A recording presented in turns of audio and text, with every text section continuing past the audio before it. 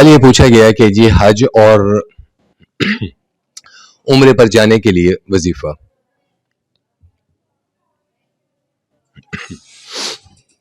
ہم لوگ مادی دنیا میں رہنے والے لوگ ہیں. ہمیں سب سے پہلے تو ہے نا اسباب پر حد سے زیادہ ہم فوکس کرتے ہیں, اسباب پہ زیادہ نظر ہوتی ہے. ہم یہ سمجھتے ہیں کہ اگر ہمارے پاس مال و دولت نہیں ہے تو ہم نہیں جا سکتے. ہم نے ہر عبادات کو, ایون کہ حج اور عمرہ کو بھی ہم نے پیسوں سے لازم اور ملزوم کر لی ہے.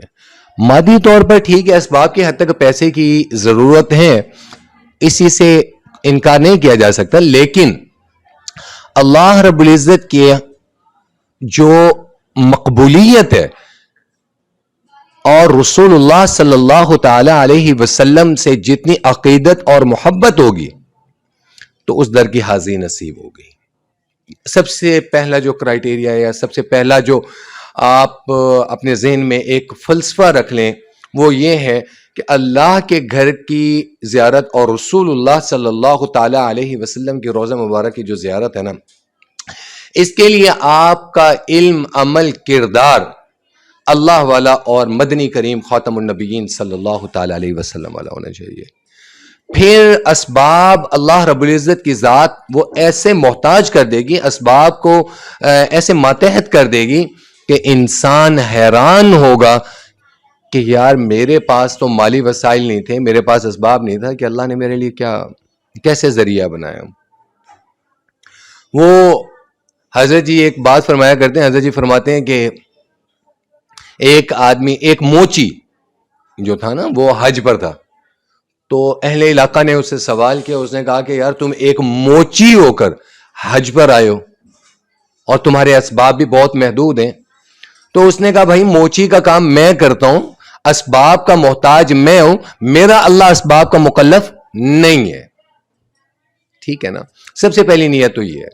اور اس کے بعد اکابرین سے ایک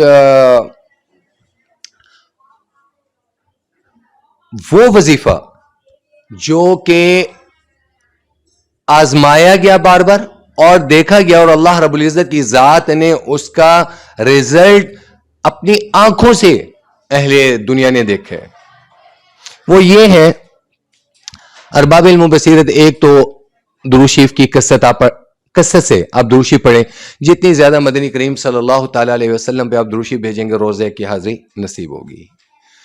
دوسری, حج اور عمرے کے لیے کہ اللہ رب العزت کی ذات آپ کے پاس اسباب نہیں ہے, اللہ غیب سے آپ کے اسباب پیدا فرمایا, تو وہ یہ ہے 26ویں سپارے میں سورۃ الفتح ہے, انا فتحنا لک فتحا مبینا, یہاں سے شروع ہو رہی ہے. سورۃ المحمد سے اگلی سورت 26ویں سپارے میں سورۃ الفتح.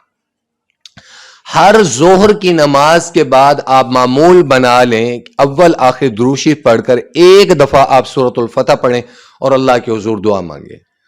اور یہ جو آپ نے سورۃ الفتح پڑھنے کے بعد آپ نے دعا مانگی ہے, خالصتاً آپ نے نیت یہ کرنی ہے کہ یا اللہ, اور دعا میں بھی آپ نے یہی کہنا ہے کہ یا اللہ یہ تیرے در اور مدنی کریم کے در کی حاضری کے لیے یہ اللہ غیب سے اسباب پیدا فرما دے.